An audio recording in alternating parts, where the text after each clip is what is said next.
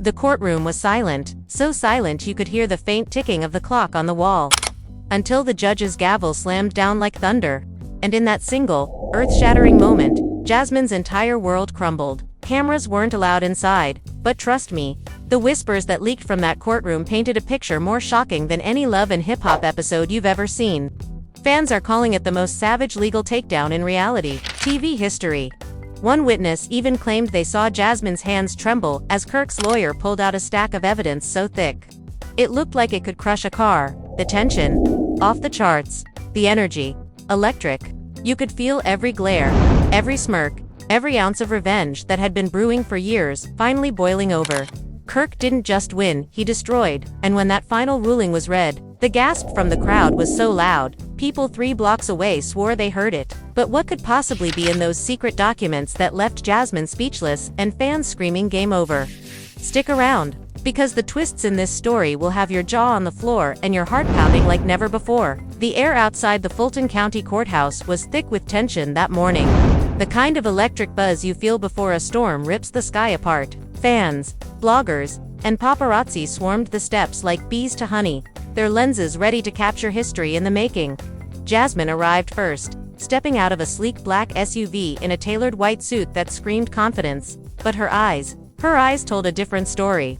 There was a flicker of unease there, a hesitation that even her practiced smile couldn't hide. She walked briskly, ignoring the shouted questions. Jasmine, is it true you forged the contract? Jasmine, did you really try to take Kirk's assets? Her heels clicking against the concrete like a countdown to something catastrophic. Minutes later, Kirk Frost stepped out of his own car, flanked by his legal dream team. The man looked unbothered, almost smug, his crisp navy suit fitting, like armor. And right beside him, Rashida, dressed in all black, sunglasses hiding her eyes. She stood like a silent force of nature, her presence sending a clear message. This wasn't just Kirk's fight, it was theirs. Inside the courtroom, the atmosphere was even more suffocating. The gallery was packed to the brim with friends, family, and a handful of reality TV co-stars who had taken the day off filming just to watch the carnage unfold. Whispers floated through the air like smoke, some in support of Jasmine, others murmuring that this was the day she'd finally get what she deserved. The judge entered, stern-faced, and everyone rose. This is the matter of Frost versus Washington. The bailiff's voice boomed, and just like that, the gloves came off. Kirk's attorney wasted no time, launching into a blistering opening statement that had the courtroom hanging on every word.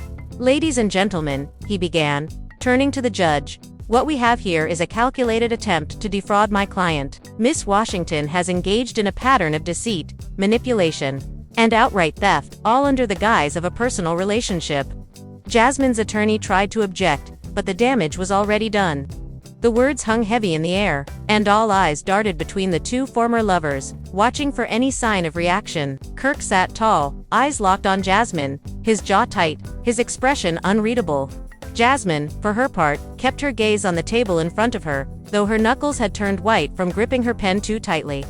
The first witness was called a former business associate who, to everyone's shock, turned out to be one of Jasmine's closest friends. I didn't want to be here, the witness said, voice shaking, but I can't lie anymore. Jasmine told me she was going to bleed Kirk dry. She said this was her way of getting back at him for choosing Rashida over her.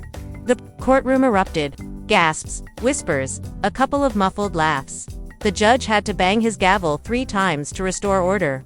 Jasmine's head snapped toward the witness stand, eyes wide with fury. That's a lie, she shouted, before her attorney yanked her back down into her seat. But the blows just kept coming. Kirk's lawyer unveiled emails printed time-stamped emails in which Jasmine allegedly discussed diverting funds from a joint business account into a separate undisclosed account under her cousin's name. Each page that was passed to the judge seemed to chip away at her composure.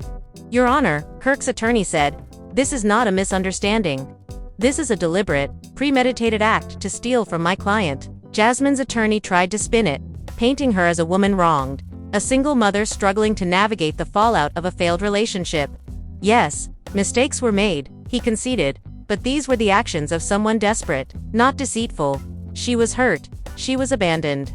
And now she's being vilified for trying to survive. It was a compelling performance for a moment. Some in the gallery seemed to soften toward her, but then came the bombshell. A video recording. Kirk's attorney pressed play, and the sound of Jasmine's own voice filled the room. "He thinks he's smart," she said on the grainy recording, "but I'll make him regret ever playing me. I'm getting every dime I can before I'm done." The silence that followed was deafening. Even Jasmine's lawyer seemed momentarily stunned. She shifted uncomfortably in her seat, her earlier confidence evaporating like steam. Rashida leaned over to Kirk, whispering something that made the corners of his mouth twitch upward in a faint, satisfied smile. Then came the cross-examination, a verbal boxing match where Jasmine tried to defend herself, dodging direct answers, accusing Kirk of being a manipulator himself. "You want to talk about manipulation?" she snapped. "At one point, ask him how many lies he's told in the last 5 years." But the judge wasn't here to dissect personal grudges. This was about evidence, and the evidence wasn't leaning in her favor. As the day dragged on, the strain began to show. Jasmine's hair, perfectly styled in the morning, now fell loosely around her face. Her makeup, once flawless, seemed to melt under the hot courtroom lights. She glanced back toward the gallery more than once, as if searching for a friendly face, but found none. Even a few of her supposed allies avoided her gaze. By mid-afternoon, Kirk's attorney brought out the final piece of evidence for the day, a signed affidavit from a financial analyst detailing the exact amount allegedly siphoned from Kirk's accounts. The number was staggering, even for reality TV royalty. Gasps rippled through the room again. Jasmine's lips trembled, but she quickly bit down, forcing her expression into one of defiance. "This is a setup," she muttered under her breath, but it was loud enough for those around her to hear. As court adjourned for the day, the tension didn't fade, it followed everyone out into the humid Georgia air. Kirk and Rashida exited together, their steps slow and deliberate, as cameras flashed wildly. Jasmine left moments later, head down, flanked by her attorney, ignoring the barrage of questions from reporters. And yet, even in that moment, no one could have predicted the twists that were still to come when court reconvened the next morning. When the second day of the trial began, the courthouse felt different, heavier, almost suffocating. Word of yesterday's bombshell evidence had spread like wildfire overnight, igniting every gossip blog, entertainment site, and Instagram account with a hint of drama. Fans camped outside the courthouse, hours before proceedings, some waving signs reading justice for Kirk, while others defiantly shouted, "Stay strong, Jasmine." The air was thick with divided loyalties, and the media frenzy was at full throttle.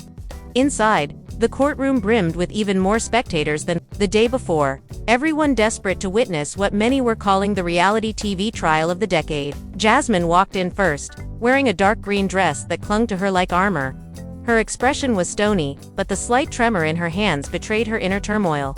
She didn't glance at Kirk, not even once, instead heading straight for her seat, clutching a small notebook like it held the answers to everything.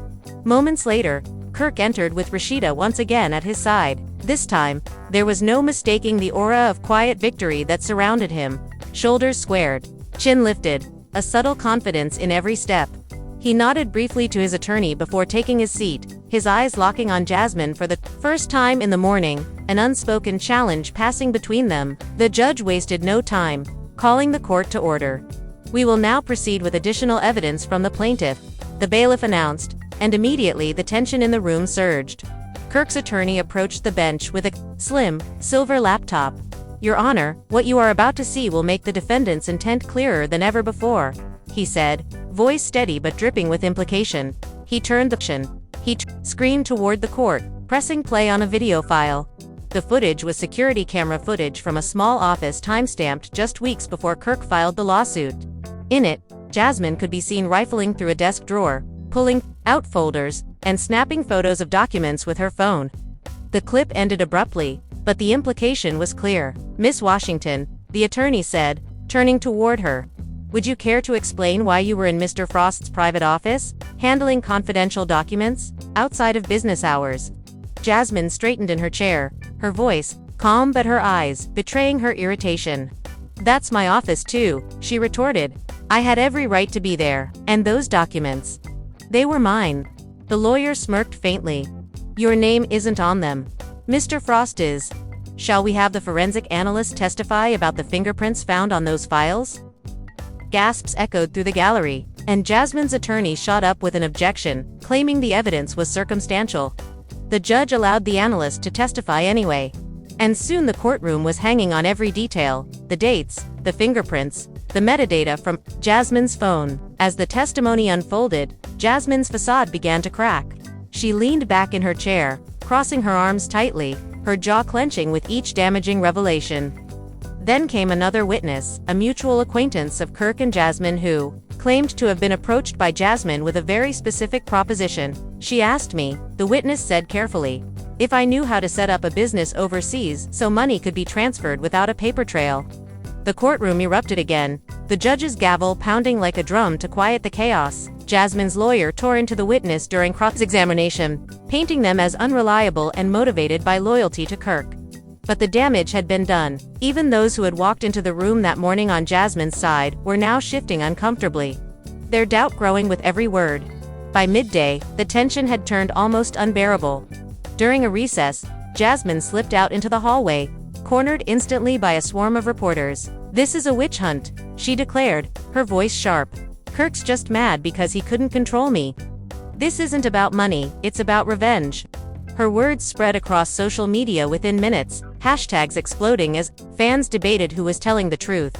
Back inside, Kirk sat with Rashida, their heads bent together in quiet conversation. At one point, Rashida's hand brushed his end. She whispered something that made him chuckle softly, a sound so out of place in the charged atmosphere that several people turned to look. When the court reconvened, Jasmine's team tried to claw back control of the narrative. They brought up old messages from Kirk, trying to paint him as manipulative, controlling, and hypocritical. "You want to talk about deception?" Jasmine's attorney pressed. "Let's talk about how my client was promised a business partnership that never materialized. Let's talk about broken commitments, emotional abuse, and betrayal." For a moment, it worked. Jasmine's voice trembled as she recounted late nights, unanswered calls, and what she claimed were Kirk's empty promises. Tears welled in her eyes, and some in the gallery visibly softened toward her again. But Kirk's lawyer was ready. In one swift move, he presented a signed document proving Jasmine had been offered a legitimate partnership, one she declined in favor of demanding a larger, unauthorized payout. The judge's expression hardened, and Jasmine's tears dried almost instantly. As the day's session neared its end, Kirk's lawyer hinted at even more explosive revelations to come the next morning. The gallery buzzed with anticipation. Outside, the crowd had only grown, with TV crews setting up for live coverage, sensing that the climax of this drama was near. Jasmine left quickly, ducking into her car without a word, while Kirk lingered on the courthouse steps just long enough for the cameras to catch his subtle, victorious smile. Little did Jasmine know, the worst was still waiting for her, and when the next day came, the courtroom would explode with the twist no one saw coming. The third day of the trial started with an almost eerie calm, the kind that makes you feel like something monumental is about to happen. Outside the courthouse, the crowd was bigger than ever, spilling out onto the sidewalks. News vans lined up like soldiers, and drone cameras hovering overhead to capture every possible angle of this public implosion. Inside, the air was thick, not just with tension, but with the curiosity of 100 pairs of eyes waiting for the rumored final blow Kirk's attorney had teased the day before. Jasmine arrived first again, but this time there was no sharp walk, no calculated smile. She moved slowly, wearing an oversized black blazer, as though she wanted to disappear into it. Her makeup was minimal, and her hair pulled back, giving the impression that the fight had already worn her down. Still, she avoided Kirk's gaze, clutching her phone like a lifeline. Kirk arrived moments later, Rashida by his side, as always. If Jasmine looked defeated, Kirk looked like the embodiment of confidence. He exchanged polite greetings with the bailiff, even cracked a small joke that earned a chuckle from the clerk, a deliberate display that he was in control. Once everyone was seated, the judge nodded toward Kirk's attorney. "You may proceed." The lawyer rose slowly, a theatrical pause that only amplified the suspense. "Your Honor, the plaintiff would like to submit into evidence a series of communications that tie together every thread of this case. These messages," he said, holding up a thick folder, "show a pattern of calculated manipulation designed to extract financial gain under false pretenses." He walked over to the clerk, handed over the documents, and then turned to the big screen at the front of the courtroom. With a single click, text messages began to appear, not just between Jasmine and Kirk, but between Jasmine and several third parties. In them, Jasmine referred to Kirk as a walking ATM and detailed plans to pull the plug once I get my payout. The room erupted into whispers, and Jasmine's attorney immediately objected, claiming the messages were out of context and possibly fabricated. But the blow landed hard. Kirk's lawyer, unfazed, brought out the digital forensic expert who had authenticated every message. The expert explained metadata, timestamps, and even traced the messages back to Jasmine's verified device. Every technical term was another nail in her legal coffin. Jasmine sat frozen, her jaw tight, but her eyes darted quickly toward her attorney, a silent, almost panicked exchange. The judge leaned forward, his tone colder now. "Miss Washington, you will have the opportunity to respond. But I will remind you that this court deals in facts, not insinuations." Then came the twist no one expected. Kirk's lawyer called a surprise witness, Jasmine's own cousin, the one whose name was allegedly on that secret bank account. A collective gasp filled the room as the young woman took the stand. She looked nervous, clutching the edge of the witness box, but her voice was steady. "I didn't want to get involved," she began, "but I can't keep lying for her." She went on to detail how Jasmine had convinced her to open the account overseas, promising it was just a tax shelter for a side project. But then the transfers began, large sums, coming directly from Kirk's business accounts. When I asked her about it, the cousin said, glancing briefly at Jasmine, "She told me to mind my business and enjoy the money she sent me for helping." The gallery was stunned. Even some of Jasmine's most vocal supporters looked down at their hands, unable to meet her eyes.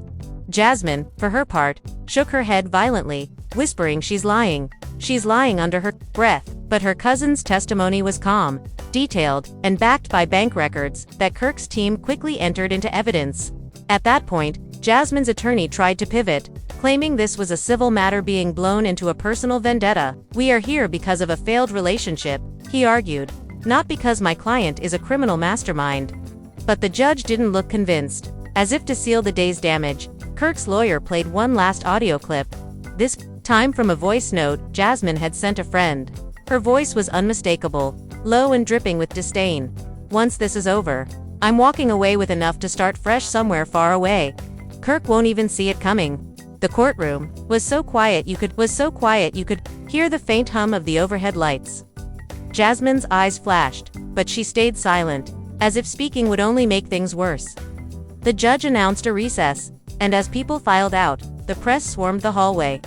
Outside, the narrative had already shifted. Headlines were popping up in real time. Jasmine's cousin flips on her in court.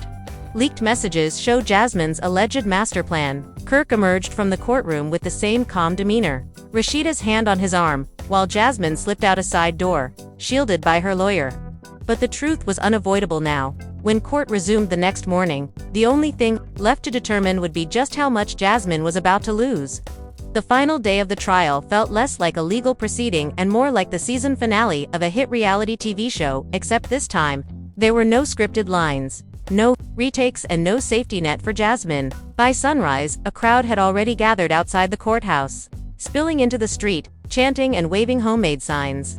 Some were fiercely Team Kirk, others still clung to defending Jasmine, but most were just there to witness the climax of a drama that had gripped Atlanta and the internet for days. Inside, the air was thick with anticipation.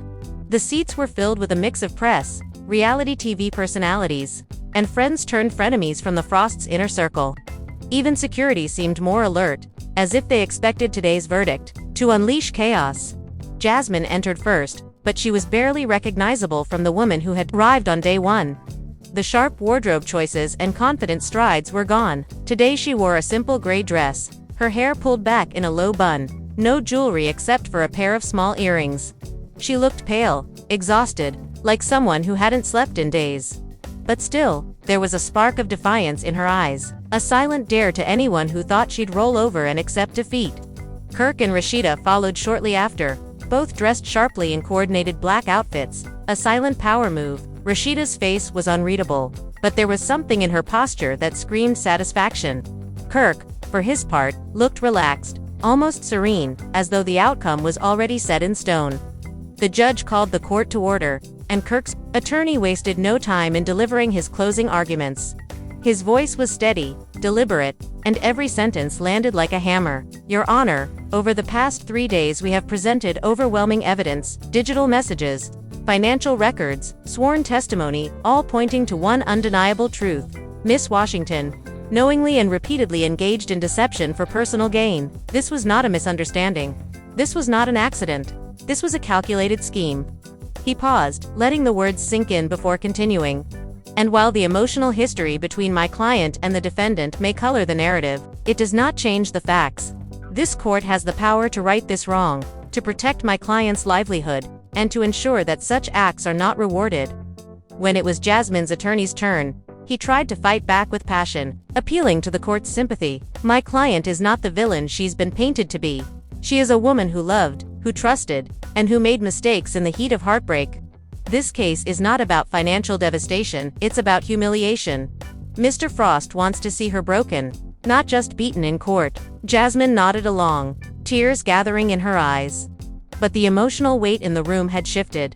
The damage from the evidence was too deep, the impression too strong.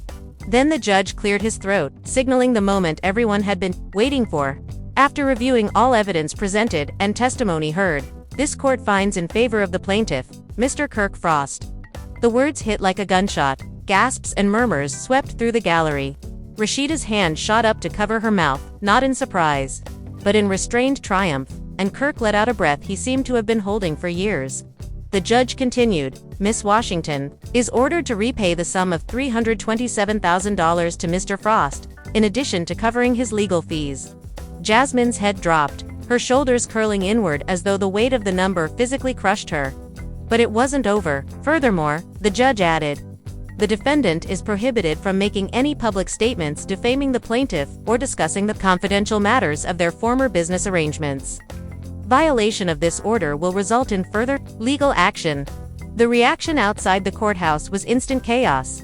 Reporters shouted questions as Kirk and Rashida emerged, hand in hand, moving slowly down the steps as cameras flashed wildly. Kirk, how does it feel to win? One shouted. Justice, Kirk said simply, flashing the smallest of smiles before climbing into a waiting SUV. Moments later, Jasmine exited through a side door, flanked by her attorney, ignoring the barrage of questions. Her eyes were red but dry now, her face set in a mask of resolve, the look of someone who had lost a war but refused to let the world see her break. By afternoon, the headlines were everywhere. Kirk Frost crushes Jasmine in court. Reality TV's most explosive legal battle ends in Frost victory. Jasmine ordered to pay hundreds of thousands. Social media lit up, with fans dissecting every second of the trial footage that had leaked, debating whether justice had been served or if this was just another chapter in a toxic saga. But behind all the noise, one thing was undeniable. The verdict had left Jasmine with nothing but the clothes on her back, a mountain of debt, and a reputation in tatters. And as for Kirk and Rashida, they walked away not just with legal vindication, but with the unspoken satisfaction of having won the final, brutal round of a fight that had been years in the making. In the court of public opinion, though, the battle over their legacies was only just beginning. In the hours and days following the verdict, the fallout was unlike anything Atlanta's entertainment scene had seen in years. The courthouse drama may have been over, but the story was far from finished. It had spilled into the streets, the blogs, and every corner of social media. Within minutes of the judgment, hashtags like #KirkWins and #JusticeForFrost were trending nationwide, while #PrayForJasmine emerged from the last remnants of her loyal fanbase. Every gossip site had a different spin, some calling Kirk a cold, calculated victor, others painting Jasmine as a tragic figure brought down by her own ambition. Paparazzi staked out Jasmine's apartment complex the very next morning, catching her slipping out to her car in a hoodie and oversized sunglasses, moving quickly as though trying to outrun the camera flashes. When one reporter shouted, "Do you have anything to say to Kirk?" she paused just long enough to mutter, "This isn't over," before driving away. The clip went viral instantly. Meanwhile, Kirk and Rashida capitalized on their moment. Just 48 hours after the verdict, they were spotted at a high-profile industry party. Dressed to perfection and looking every bit the victorious power couple, cameras captured them laughing with other celebrities, posing for pictures, and even sharing a quick kiss that sent the crowd roaring. For their supporters, it was the ultimate victory lap. But the deeper drama was playing out in the shadows. Several of Jasmine's business deals, partnerships, she'd been cultivating quietly for months, began to collapse as word of the trials spread through the industry. One potential investor pulled out entirely, citing concerns about ongoing legal exposure. And a boutique she'd been set to collaborate with posted a vague Instagram story about protecting our brand values. Even some of her friends began to distance themselves, not wanting to be caught in the crossfire of public opinion. Yet, in the privacy of a small downtown bar one night, Jasmine met with two close allies, both former reality TV, and vowed she would rebuild. "They think they've buried me," she said, her voice low but fierce. "But all they've done is plant a seed." She spoke of a tell-all book, of an unfiltered interview that would set the record straight, and expose what she claimed were Kirk's own dirty secrets that never made it to court. "The truth," she insisted, is messier than they want you to believe." Across town, Kirk was playing his own post-trial game with precision. His legal team was already working on securing liens against Jasmine's remaining assets to ensure repayment of the judgment. Rashida, meanwhile, hinted in an Instagram Live that they were considering a special episode of their reality show to address the trial. "But only on our terms. We're not here to gloat," Rashida told her viewers, smiling slightly, "but people deserve to know what really happened." Fans flooded the comments, begging for the episode, promising record ratings.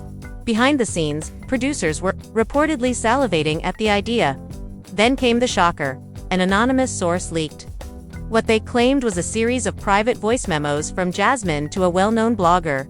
In them, Jasmine allegedly detailed her plan to play the victim, publicly while quietly finding new ways to hit Kirk where it hurts. The blogger released snippets, and the internet exploded all over again. Jasmine dismissed them as fake and manipulated, but the damage to her already fragile public image was immediate. Brands unfollowed her. Collaborations went silent. The whispers in the industry grew louder.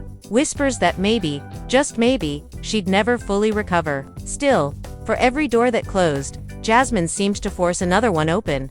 A week after the verdict, she was spotted filming in New York, reportedly for a new streaming reality series centered on second chances.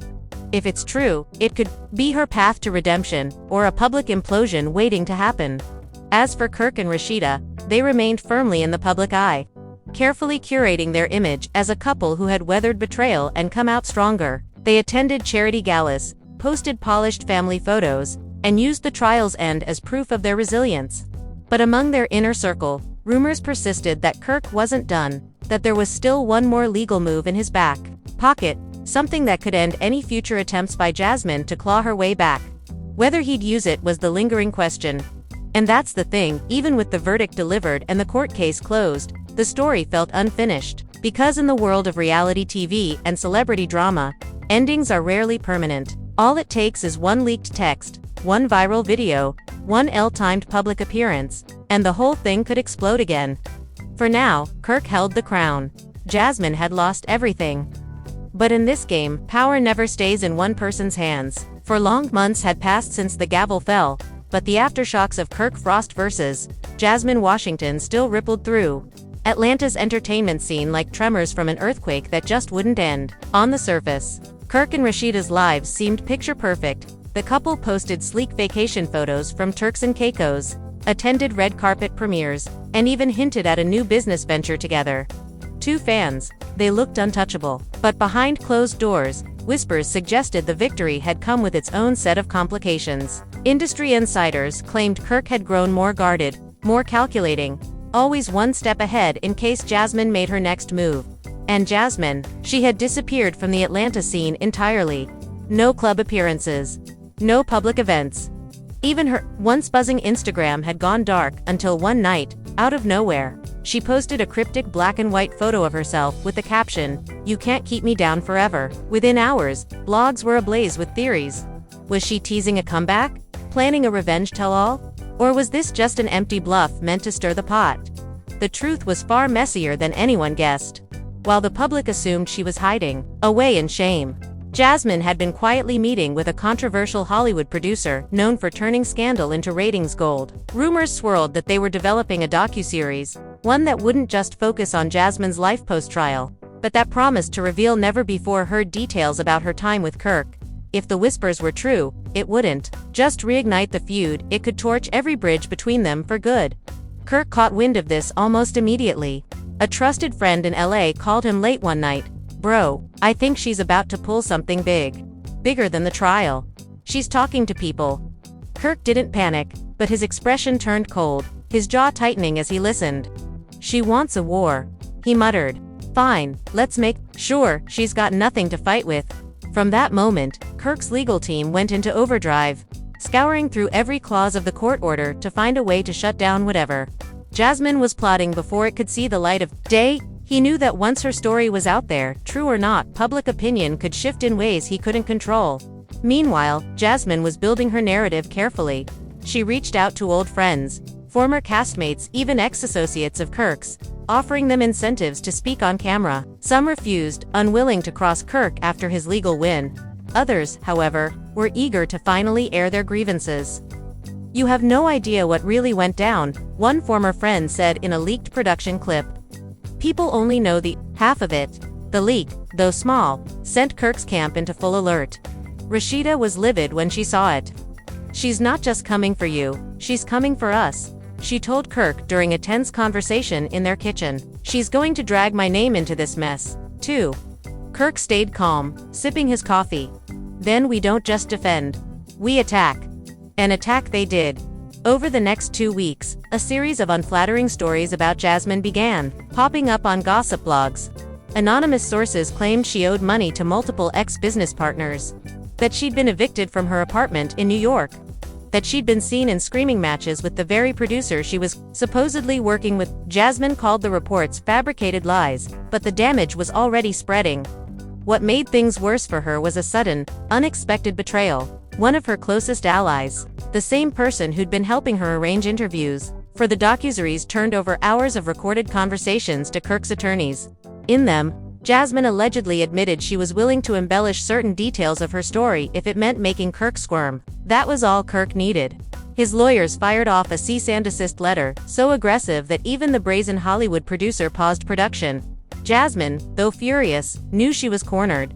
Still, she wasn't ready to quit. She booked a last-minute flight back to Atlanta, determined to confront Kirk face-to-face, not in court this time, but in private. When they finally met, it wasn't in some flashy restaurant or high-profile spot. It was in the dimly lit back room of a neutral friend's lounge. The moment she walked in, Kirk didn't even stand. He just looked at her and said, "You've got 5 minutes? You think you won because of that judge?" Jasmine snapped, her voice trembling with restrained rage. "All you did was buy yourself time. People are going to hear my side, one way or another." Kirk leaned back, unfazed. "And do you think anyone's going to believe you after everything that's come out? After you've been caught lying? The game's over. Jasmine, you lost. Accept it." But Jasmine didn't flinch. "You forget," she said quietly. "I know things you never want public. I've kept my mouth shut out of respect before. But that's gone now." For a long moment, they just stared at each other, the tension so thick the air felt heavy. Finally, Kirk stood, sliding his phone into his pocket. "Do what you gotta do," he said as he walked past her. "Just remember, I always hit back harder." And with that, he was gone, leaving Jasmine in the dim light, her mind racing. This wasn't just about the trial anymore. It was personal. It was war. And war, in their world, never ended cleanly. The war between Kirk and Jasmine had moved beyond the glare of the courthouse spotlights, morphing into a shadowy game of moves and countermoves, each one riskier, dirtier, and more personal than the last. Jasmine's return to Atlanta hadn't been quiet for long. 2 days after her tense meeting with Kirk, she was spotted at a trendy Buckhead restaurant, surrounded by a table of high-energy friends, sipping champagne like she had just signed a $1 million deal.